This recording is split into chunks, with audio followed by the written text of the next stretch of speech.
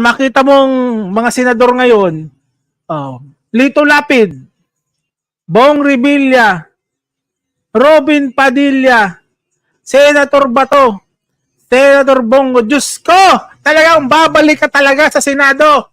Ha?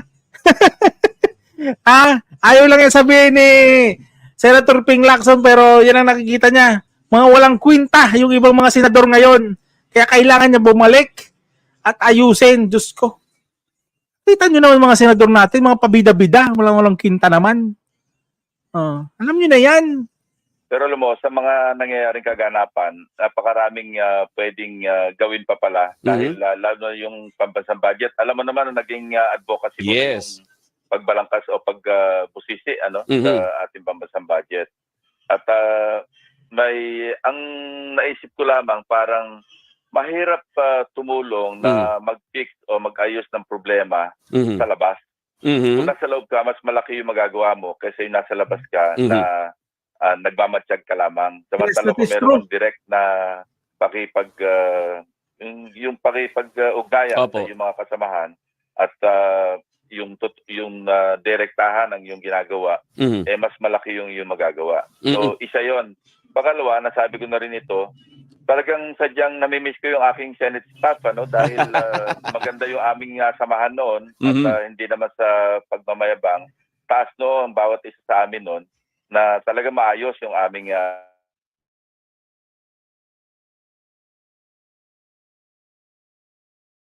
Nako, Alberto, ang daldal mo.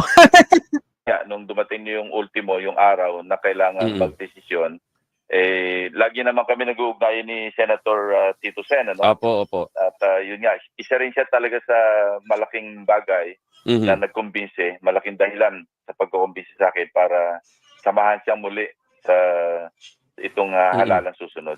Sen, etong usapan ninyo, gaano katagal or prior sa announcement ng administration, gaano nakatagal na finalize ito at eventually nahimok nga po kayo na to run under the admin? Nagsimula ito, Robert, noong I think May or June this year, na yung isang malapit na kaibigan at taga-suporta ng Pangulong Marcos, inausap kami dalawa kasi galing daw siya sa dinner kay Presidente. At ang kanyang pahiwatig o pakiusap sa amin, nirelay niya, sabi niya, may pakiusap si Presidente. Kung sakaling tatakbo kayong dalawa, baka pwedeng sa kanya na kayo tumikit. At kami naman, ang sagot ko sa kanya noon, nagkatingin na kami ni Tito Sen, at sabi niya, si Ping, tanongin mo si Ping. Sabi ko, kung ako yung tatanungin, nakapag-decide na ako, talagang ayoko na rin talaga, gusto ko na rin magpahinga. Hindi, sabi niya, kung sakali lang tatakbo, baka pwedeng doon na kayo tumikit. Nagtingin na uli kami, tapos tumango kami. Sige, kung gano'n, nakapagbita kami ng salita actually as early as June or May parang, this year. So confirm. Talagang gusto ni Pangulong Bongbong Marcos itong si Ping at si Tito Sen. Diba? Confirm. Pero, nga, ang sabi rin ni Ping Lacson, independent siya, pero in-invite siya ng grupo ng ating mahal na Pangulo na okay naman sa kanya. Pero yung kapatid niya na si Amy Marcos, wala na talaga. Talagang inatsapero na yung kapatid. Diyos ko talaga. Ang naging commitment ay if ever natatakbo under na sa slate ng admin. Oo. Kasi yun yung commitment. Na-struck kami ng humility sa kayo magnanimity ni President Marcos na isipin mo, Pangulo na siya, tapos he went out of his way para makiusap pa ng gano'n. And since then, lagi kami nakakapag-ugnayan. Tinatanong ako ni Tito Sen, nakapag-decide ka na ba? Sabi ko, wala pa talagang alanganin na ako. Talagang ang desisyon ko talaga noon, mula nung June o before, hanggang sa dumating na yung takdang oras ng September 26, nung nagkaroon ng convention, yung alyansa ng Bagong Pilipinas. Yun ang naging istorya. Plus yun nga, in between, maraming, issues. Napapanood ko rin naman yung mga pagdinig sa Senado. At nasusundan namin, Sen, yung iyong mga tweets sa lahat ng issues, nakikita namin, di ba, yung point of view kita ko rin. Oo, lalo sa budget. Yun nga, medyo may problema yung budget kasi narinig ko kanina, na-monitor ko yung komentaryo mo Apo. na yung pagbalakas ng budget, yung proseso, no? Na pagdating sa BICAM, marami na nagagalaw. Dati, diyan kami nakabantay kasi although nire-recognize namin yung tradisyon na yung BICAM, yung bicameral conference, yun na yung third chamber. Hindi lang third chamber ng Kongreso, kundi third and most powerful chamber. Pero kung tutusin, Robert, alam mo rin naman ito na pagka nag-BICAM, ang pag-uusapan lamang doon yung disagreeing provision. Opo, Diba? opo. Hindi nagkasundo. Iba yung version ng Senado, iba version ng House. Pag i-reconcile lang yon. Pero nangyayari sa BICAM, lalo sa budget, ang dami na sumisingit na wala naman sa version ng Senado, wala sa version ng House. Diyan kami lagi nakabantay noon, lalo sa subcommittee level pa lamang o sa committee hearing pa lamang. Talaga nakabantay na kami dyan. Oo. Ang isa sa naging contention doon sa nakaraan, Sen, na sa budget, itong for this year, di ba yung provision na pwedeng gamitin yung mga reserve. Ito yung reserve funds, kagaya nung nangyari sa PhilHealth kayo, doon kinuha Nasabi ng ilang centros, hindi naman namin alam na may ganun palang isinama doon.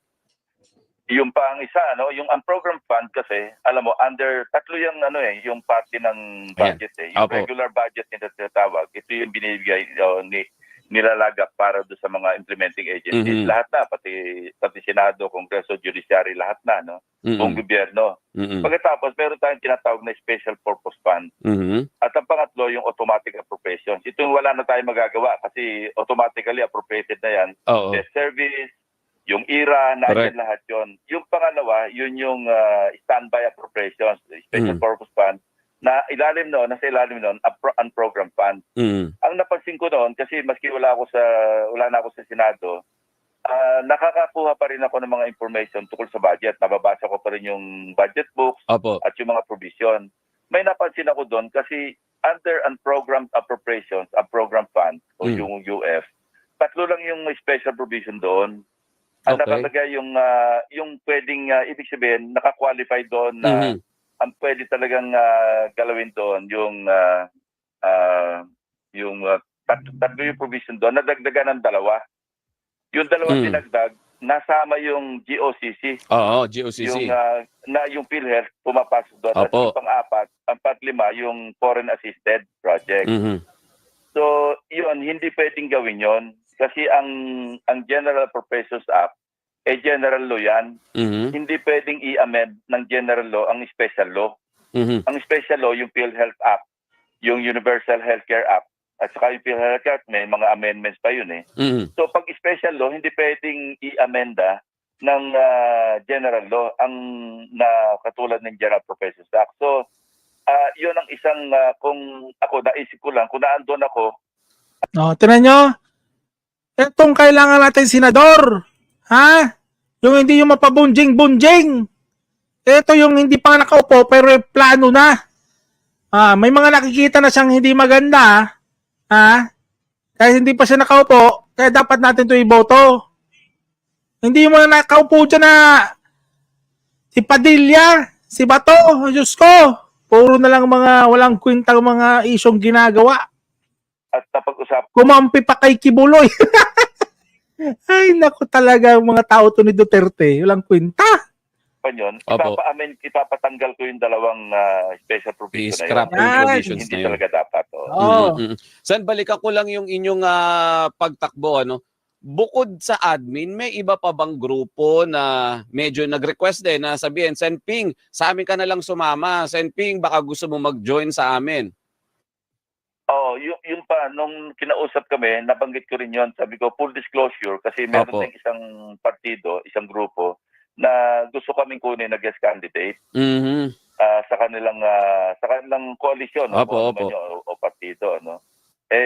Yun ang hindi na-resolve. Pero sabi niya, wala namang problema kasi maski noong 2016, nung ako inadapt ng Liberal Party, dahil matatapos na yung termino ni President Pinoy, si Marojas yung presidential candidate noon, naimbitahan ako na maging guest candidate.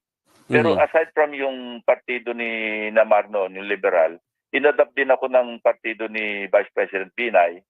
Tapos initially, although hindi na itinloy, na-adapt din kami ng partido ni dating Presidente Duterte. Mhm. So, nangyayari naman talaga yon na gine-guest candidate ka. Ngayon, gusto kong linawin kasi noong Opo. nag-tweet ako, kasi may nagtanong sa akin doon sa Mm. tweet na ano ra ba yung partido ko. Mm. So, sinagot ko, sabi ko, hindi, independent ako. Kasi pag-file ko ng COC, i-indicate ko doon yung aking political party. Eh, wala akong political party, Mhm. kaya independent. Ito ang paliwanag ha. Ito ang paliwanag ni Ping Lacson ha, na may mga nagbibigay ng mga fake news na naman.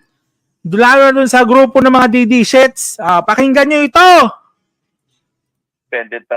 Independent candidate ako. Pero ako'y inadapt o ginawang guest candidate ng Nationalist People's Coalition dahil nga si Senate President, dating Senate Mhm. President Tito Soto, siya yung chairman ng chairman o secretary general ng NPC, ano? At pinag-usapan niya ako, gagawin kitang ibibigyan kita ng isang slot dito sa akin. Oo. Kung sakaling maisipan mo magbagong isip mo, basta't meron kang isang slot Mhm. bilang guest candidate, Na naghihintay gagawin sa kitang inyo. parang honorary member. Opo, opo. So yun ang amin naging usapan. So nung sinabi ko independent candidate ako, marami na nag-bash sa akin na sinabing, eto na, Oo. kasama na nga doon sa 12 bakit sasabihin mo independent ka, kasama ka sa coalition. Yung mga hindi nakakaintindi Opo, ba oo. ng political party at saka yung alliance o Mhm. alliances ng mga political parties, hindi siguro naintindihan. So gusto ko linawin, magpapile ako bilang independent candidate, pero ang CONA, yung Certificate of Nomination and Acceptance, ang mag-i-issue Nationalist People's Coalition. NPC. Dahil nga kay Senate President Soto. Opo, tama. And then, Sen, dito sa pagdating naman sa ibang mga issue, after, syempre may filing tayo niyan, di ba? And then, kahit nga sabi nyo, hindi na kayo nag-senador, pero yung mga issues, parang kating-kati talaga kayo na bigyan ng solusyon, bigay yung panig ninyo. Isa dun sa observation ninyo, puntahan natin yung case dahil bilang dating PNP chief, sir, at batikan ka pagdating sa investigation at dati ka rin naman nag-Senate talaga, dun sa nangyayaring hearing sa Senado about dun sa illegal pogo operations Yan. kay Alice Go, ano yung nakikita nyo kay Kailangan natin ng opinion dito ni Ping Lacson sa nangyayari sa Pogo. Maganda ito, maganda. former Bamban Tarlac Mayor Alice Go? Talaga bang spy siya, trained spy, based dun sa assessment po ninyo bilang isang dating PNP chief? Oo, yun ang observation ko nung una pa, no? Nung nagkaroon ng pandinig sa Senado na yung kanyang pagsagot, pagkomentaryo, talagang sa tingin ko, dahil hindi ko naman na kinukonclude, ayoko naman i-impose Opo. maniwala kayo sa akin na espiya yan. Mhm. Pero yun ang aking observation. So parang pinaprad ko o ina-urge ko yung intelligence community na laliman palalo yung tinatawag na RCP. So, kay Ping Lacson, sa tingin niya, trained masyado si Alice Go. Tingin niya spy rin ito. Dating pulis po ito si Ping Lacson, kaya alam natin na may experience sa mga ganito. Ate Angie PM, good morning. Ito si Ping Lacson ate, may komento rin siya kay Alice Go. BI, yung record check and background investigation. Laliman palalo at baka naman talagang may kinalaman sa sa espionage itong si Alice Go. Kahapon sa pagdinig ng House, parang may lumabas ng ganong maski pa Anggulo. hindi naman na ebidensya kundi maski pa may basihan yung akin ding observation na pwede siya maging spy kasi nga may inilabas doon, I think si Congressman Alvario, no? Opo. Ng isang panayam ng Al Jazeera. So isa-isang nakakulong na sa Thailand na sinasabing ang nagpondo ng kandidatura ni Guo Waping o Alice Go yung China. So whether totoo o hindi, at least makita natin doon na pwede nga yung possibility. Oo. Sa mga hindi po updated sa sinasabi ni Ping Lacson, ito po yung nangyari po doon sa 7th joint ng Quadcom na kung saan si Alice Go sinasabing spy, di umano. Tapos may nilabas na video, international po na interview doon sa isang spy naman na nakadetain din sa ibang bansa. At sinabi niya si Guo Ping na nakakausap niya ito sa Pilipinas. Meron sila mobile phone na ginagamit para mag-usap-usap. So dito, parang nilaglag na si Alice Go nung kapwa niya spy. Kasi, ang sabi naman ito, sabihin mo na yung totoo, sabi nung kapwa spy, sabihin mo na yung totoo, Go Amping, kasi yung China, hindi naman tayo tutulungan na, nahuli na tayo. Kaya itong isang spy, kumbaga, umami na. Humami na siya. Tinuro na rin niya si Alice Go. Sa mga hindi nakapanood, may upload po ako nun. Panoorin niyo po, nandyan lang po yung sa uploads ko. Latest yun na video. Tuloy natin. Pinadala yan ng ng isang foreign government para maging spy. Ngayon, anong role? Ayan, correct. Alam mo, yung nakapagsimula na siya maging mayor, ito yung pinaka-concern ko, Robert. Opo. Mayor na siya, no? At hindi malayo kasi maski magtanong ka sa Bamban, Tarlac, maganda yung kanyang palakad doon. Yes. Siyempre, hindi naman niya kailangan ng pera kasi bilyon-bilyon ang kinikita Yes. ng Pogo operation Yes. at ibang mga kung anong negosyo pa doon. So, talaga napupunta sa mga kababayan niya. So, nagpupundar siya. What if, sa susunod na eleksyon, o mga susunod na eleksyon, hindi na siya tumakbong mayor, kundi tumakbo sa Congress. Halimbawa, madali sa kanya yon na maging kongresista. Pag congressman na siya o congresswoman, may access na siya sa mataas na level ng security classification. Yes, correct. Kasi tataas yung kanya security clearance. So, delikado yun. Kung talagang espiya siya, medyo compromise na lahat yung ating Totoo yun, Sen. security. Kasi halimbawa, di ba, nagkaroon ng closed door discussion, di ba? Yung Nika halimbawa, kung kongresista siya at kung totoo nga, na-spy siya at nandun siya sa discussion, malalaman niya lahat. Oo. Totoo yun, no? At kung ano yung, halimbawa, Philippine Sea pag-uusapan. Ate Merlin, At kung shout out. siya, napaka-delay niyang i-relay yun. Naalala ko tuloy yung kwento nung, hindi kwento, true to life story nung Israeli, yung Mossad. Si Eli Cohen, ano? Pinroject ito ng Israel. Mga 1960s ito Pinroject siya sa Syria. Dahil yung nangyaring 6-day war, no? Ang galing nung, kaya nagbalik tanaw sa akin yun dahil nga nung naobserbahan ko si Alice Go. Alam mo si Eli Cohen, naging very successful siya hanggang umabot yung kanyang antas yung level niya. Umabot to sa nakipag-inuman siya, nakipag-sosyalan, nakipag-party sa mga ministers ng Syria at sa mga top businessmen. So ang ginagawa niya, naglalasing-lasingan siya, nagpapainom siya doon. At paglasing na, kwentuhan ng katapos-tapos, nakukuha niya yung mga information tungkol sa Israel. Opo. So, ito yung kanyang nire-relay naman sa bansang Israel, sa Mossad ng Israel. Magaling yung Mossad, isa sa pinakamagaling na intelligence agency sa buong mundo. At nabibigay niya yung natetelegraph niya kung ano yung pinaplano kasi kung top ministers, pwedeng nandun yung pinaka-equivalent ng NICA o National Security Advisor ng Syria, na-i-relay niya, natetelegraph. Ang bandang huli nangyari nung lagi siya nagpapadala through, kasi nung araw, di ba, Morse code o hindi naman, wala pa naman cellphone noon Apo. So doon siya na-triangulate at nung mahuli siya, nahang siya, binitay siya, pinatay siya, na-execute. O national hero siya sa Israel. So hindi ko naman sinabing ganong kasing galing si Alice Go, pero may mga indication na pwedeng umabot sa at least man lang do sa level na magkakaroon siya ng access sa mga classified information, yung high level classified information. Buti nga, no? Buti nga nalaman natin na mayor pa lang si Alice Go. Paano kung naging congressman, naging governor, naging congressman? Kung ito ay tumakbo agad nung panahon ni Digong, ay Diyos ko, delikado tayo. Ilang termino na sana si Alice, kada eleksyon tataas ang ranggo. Buti na lang talaga nasa administrasyon ni PBBM tumakbo. Nabuking agad to si Alice Go. Buti hindi talaga tumagal ng sobra-sobra. Mas marami tong nagawang hindi ka nais-nais kung tumaas pa ang posisyon nito sa politika. Magandang analyzation to ni Ping Lacson. Delikado tayo. Puntahan natin, Sen, yung iba pang naging topic, no, naging issue. Tanong ko lang yung point of view mo.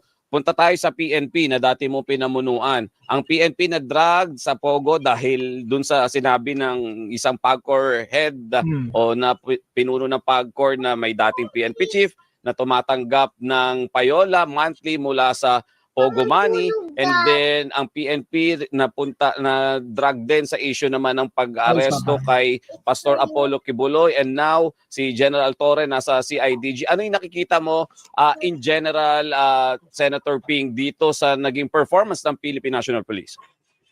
Ang PNP kasi malawak na yan, napakalawak na organization. Kung ilang mahigit 200,000 na ngayon yung miyembro ng PNP. Noong panahon ko, nasa mga 100 plus yan 110, 112,000. So, mahirap talagang i-manage. Maski anong organization, may lalabas at lalabas ng mga rogue members. Said Benedict, shoutout po sa iyo. Pagaling ka po. Lure, kasi ang daming pera. Dumating na tayo sa punto ng mga nakaraang taon na makakasulubong ka ng mga naging robot yung boses. Mga luxury vehicle. May mga escort na hindi lamang haga, hindi lamang yung escort na backup, kundi may hagad pa. Pagka tinignan mo na kung saan pupunta, hindi naman ito government official, kundi mga Chinese ang sakay kasi pagbaba sa pupuntahan, sa hotel, sa restaurant, makita mo ang bababa, mga Chinese. So maliwanag, mga pogo yun. So bakit? Ang pulis, siyempre, may tinaasan na ni President Duterte yung sweldo. Dinoble na. Pero yung sa mga iba, wala namang kasiyahan, walang kabusugan. Aray ko. Alam. Wait lang. Anyari? Yun. Diyos ko, sakit sa tenga. Yung base doon sa... Wait lang po namasakit. Aray ko.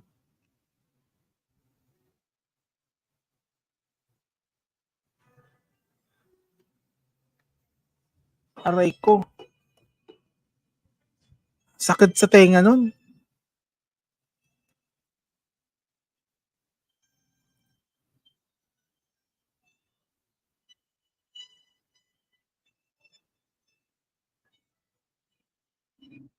Ate Merlinda, tama ka dyan.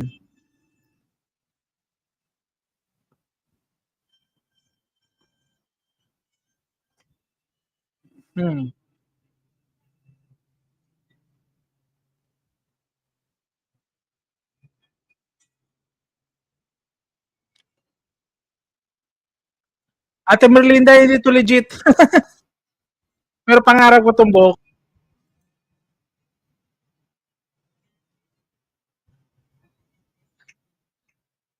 Ay, Roxy Lobo, shoutout.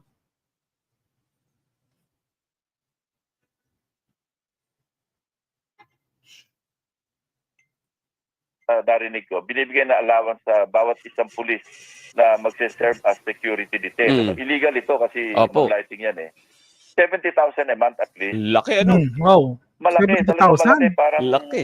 Sweldo na ng, hindi, mababa ng konti sa sweldo ng sabihin na nating yung pinakamababa, patroller o corporal. Pero malaki pa rin. Kaya nahihikayat yung ibang pulis na mag-security sa Pogo. Kaya pala nahihikayat sila mag-security sa Pogo kasi 70,000 ng sweldo kada buwan. Grabe yun Sinong pulis hindi mabubulag dyan? Karamihan talagang mabubulag. Mga Chinese operators. Ngayon, pag nandoon na, siyempre, parang atchoy na yung touring kasi binabayaran Siyempre. Magkakaroon ng extra money kung meron na ipapagawa na mas illegal pa. Magkikidnap.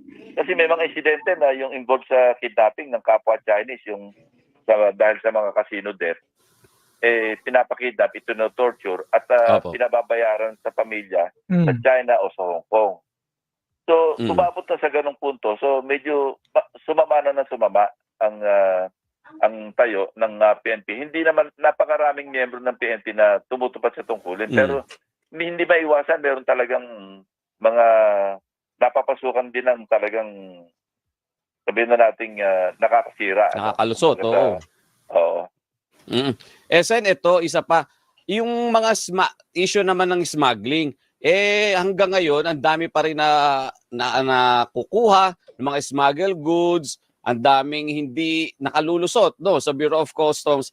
Totoo ba na kung hindi ka tumakbo for senator ay may posibilidad na ikaw ay alukin na maging pinuno ng Bureau of Customs? Alam mo, Robert, 2 pangulo na at 2 beses na na-i-offer sa akin yan. Ba't ayaw mo, Sen?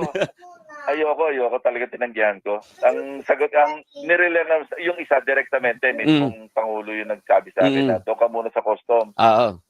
Yung pangalawang offer, nirelay lang sa kapwa ko senador. Ang sagot ko na lang sa kanya, nako, sabi. Kasi hindi masabi sa akin ng Pangulo kasi nga, bureau level yung custom. Correct, Sabi bureau niya, nahiya level. lang sa'yo dahil Oo. baka sabihin demotion. Kasi Correct. senador pa ako noon matatapos na yung termino ko, I think, in 2013 at that time. Opo. Si Pangulong Pinoy ito nag-offer through a fellow senator. Buti na lang, hindi. Niya rin. Ang sagot ko na lang, pakisabi sa kanya, maraming salamat, pero dalawa lang ang pwede mangyari sa akin dyan.